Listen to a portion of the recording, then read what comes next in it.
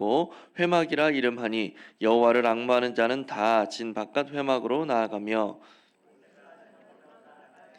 백성이 다 일어나 자기 장막문에 서서 모세가 회막에 들어가기까지 바라보며 모세가 회막에 들어갈 때에 구름 기둥이 내려 회막문에 서며 여호와께서 모세와 말씀하시니 모든 백성이 회막문에 구름 기둥이 서 있는 것을 보고 다 일어나 각기 장막문에 서서 예배하며 같이 있습니다.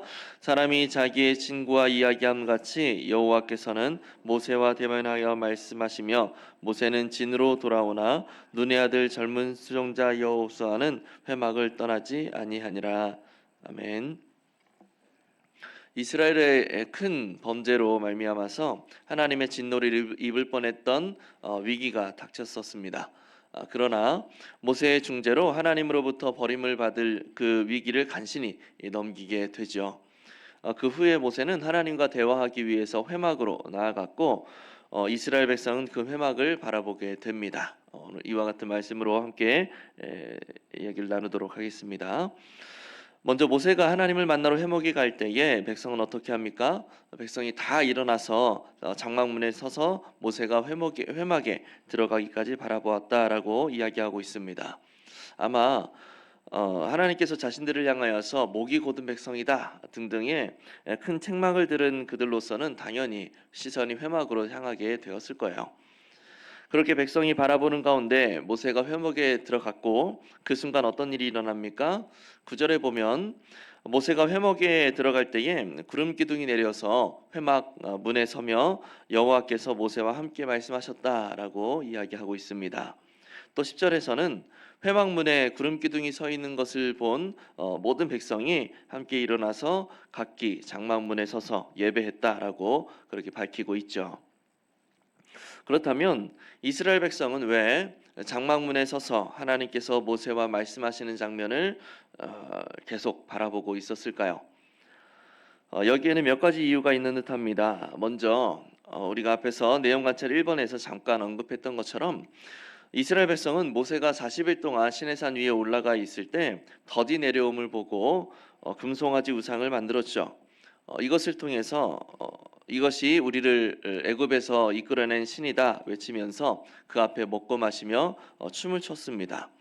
시내산 위에서는 다른 우상을 내게 있게 하지 말고 새긴 우상을 만들지 말라라고 하는 아주 거룩한 명령이 주어지고 있는데 그 산 아래에서는 이런 패역한 모습이 나타나고 있는 거예요. 굉장히 대비되는 모습이죠. 이 장면은 금송아지를 만든 그 이스라엘 백성들의 그 패역함이 더욱 극적으로 부각되게 만들어주는 그런 장면이라고 할 수가 있는 겁니다. 그런 패역함으로 하나님으로부터 이 백성을 완전히 진멸하겠다라고 하는 아주 무서운 심판 선언을 들었고 또 실제로 우상편에서 여호와에게로 넘어오지 않았던 여러 많은 사람이 모두 도륙을 당했습니다. 그러니 그들의 마음에는 굉장한 두려움이 자리 잡게 됐을 것이고 이후 여호와의 결정에 따라서 자신들의 앞날이 결정될 것이기 때문에 모세와 그 여호와의 만남이 이루어지는 그 회막을 주시할 수밖에 없었던 거죠. 또 두 번째 이유는 회막에 임한 하나님의 임재를 그들이 가시적으로 체험했기 때문이었습니다. 모세가 회막에서 여호와 하나님과 이렇게 대화를 나눔으로 모세와 여호와 사이에 굉장히 친밀한 관계가 형성되었음을 입증하게 되었죠. 그런데 7절에 보면 이 회막은 모세 이외에도 여호와를 앙망하는 자는 누구나 여호와를 찾을 수 있는 공간이었다라고 그렇게 우리가 확인할 수 있어요. 요컨대 모세뿐만 아니라 이스라엘 백성들도 회막에 임하시는 여호와의 그 임재를 가시적으로 체험하게 되면서 하나님을 만나게 되었다라는 거죠. 여호와가 우리를 버렸느니 또 모세가 죽었느니 살았는지 모른다느니 그래서 우리를 인도할 신을 만들어야 한다느니 패역함의 끝으로 치닫다가 자신들을 인도하신 여호와의 그 능력과 그 영광을 지금 목도하고 있는 겁니다. 그들이 체험하고 있는 거예요. 여호와가 우리를 버린 것인가 하는 그 불안함이 회막에 임재하신 하나님을 경험함으로 싹 씻겨 내려가게 되는 거죠. 그래서 당연히 그들의 시선이 회막으로 고정될 수밖에 없었던 겁니다. 우리 느낀 점으로 넘어가겠습니다. 이스라엘 백성이 한 마음으로 장막문에 서서 하나님께 경배하며 바라볼 때 임재와 영광을 목격하는 모습에서 무엇을 느낍니까? 모든 사람들에게는 두려움이 있죠. 불안함이 있습니다. 이것은 미래를 알지 못한다라는 사실에 기반한 두려움이고 불안함입니다. 그러나 내가 충분히 의지할 만한 존재가 대상과 함께 있다면 그런 감정이 굉장히 누그러질 수가 있습니다.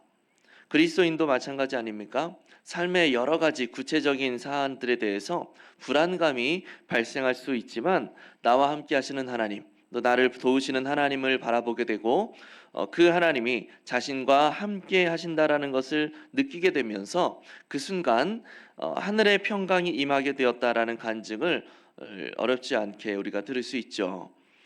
회막을 바라보는 이스라엘 백성이 바로 그와 같은 감정을 느끼고 있는 겁니다. 하나님과 교제하는 하나님의 그 백성들만의 특권이고 또 은혜라고 할 수가 있는 거죠. 그렇다면 내 마음과 시선을 하나님께 집중하자 삶의 어려움이 극복된 우리의 경험은 있지 않습니까? 아마 우리가 신앙생활을 하다 보면 이런 경우들을 많이 경험하게 될 것이라고 생각이 들어요. 특별히 기도를 하면서 하나님 앞에 간구할 때 그 어려움이 실질적으로 해결되어지기도 하고 또 이 적용의 질문처럼 극복되어지기도 합니다. 극복이라는 것은 어려움을 의연히 대하게 되는 어떤 믿음의 태도를 의미해요. 어려운 상황이 변하지는 않았으나 그 어려움이 더 이상 나를 힘들게 하지는 못하는 거죠. 나와 함께 하시고 나를 붙드시는 그 하나님의 손길이 경험되어지면서 어려움 속에서 평강을 누리게 되는 겁니다. 사실 우리가 추구하고 또 우리가 간구해야 되는 신앙인의 모습이 바로 이와 같은 모습이지 않습니까? 내 기도가 다 응답되어서 어려움이 해결되어졌다라는 간증보다 훨씬 더 값지고 높은 차원의 간증은 기도를 통하여서 하나님의 뜻을 발견하게 되고 그 안에서 내가 평강을 누리게 됐습니다라고 하는 이 간증입니다. 아마 순모임을 진행하면서 이런 간증들이 곳곳에서 들리고 있지 않을까 기대해봐요. 어려움을 믿음으로 극복하고 또 두려움과 불안 가운데서 하나님으로 말미암는 평강이 넘쳐나는 그 모습이 우리 가운데 회복되어져 가게 된다면 이보다 더 아름답고 생기 있는 신앙 공동체는 없을 겁니다. 이런 신앙 공동체를 만들기 위해서 세상의 번잡함으로부터 눈을 돌려서 하나님의 뜻을 구하기 위해 우리는 무엇을 실천해야 될까요? 순모임을 예시로 들었으니 결단도 우리가 순모임과 관련하여서 나누면 좋을 듯한데 진실하고 깊은 순모임이 되기 위해서 우리는 무엇을 해야 될까요? 첫 번째는 그 안에서 이루어지는 모든 이야기를 비밀로 할 수 있는 무거운 입입니다. 형제자매의 이야기를 다른 곳에서 재미거리로 만드는 것은 순모임이 온전하게 이루어지지 못하게 만드는 아주 치명적인 행동입니다. 아주 경계해야 되는 모습이죠. 그리고 두 번째는 그런 상호 간의 단단한 약속 속에서 나의 신앙을 진솔하게 나눌 수 있는 열린 마음이에요. 나를 꾸미려고 하지 않고 또 나의 약함과 나의 어려움도 믿음의 형제자매에게 진솔하게 이야기할 줄 아는 그런 모습이 상호 간에 나타난다면 아마 순모임을 통해서 우리는 정말 큰 안정감과 마음의 위로를 얻을 수 있게 될 겁니다. 그렇게 서로 진실한 영적 교제를 나누면서 우리를 향한 또 나를 향한 하나님의 뜻을 함께 발견해 가게 되는 거죠. 그러므로 순모임을 아름답고 또 진실하며 깊은 영적 교제를 통하여서 충만한 위로와 평강을 누릴 수 있기를 바랍니다. 또한 그것을 통하여 그 위로와 평강 가운데 하나님의 뜻을 깨달아가며 주님의 뜻 가운데 머물 줄 아는 우리 모두가 될 수 있기를 예수님의 이름으로 간절히 축복합니다. 기도하겠습니다.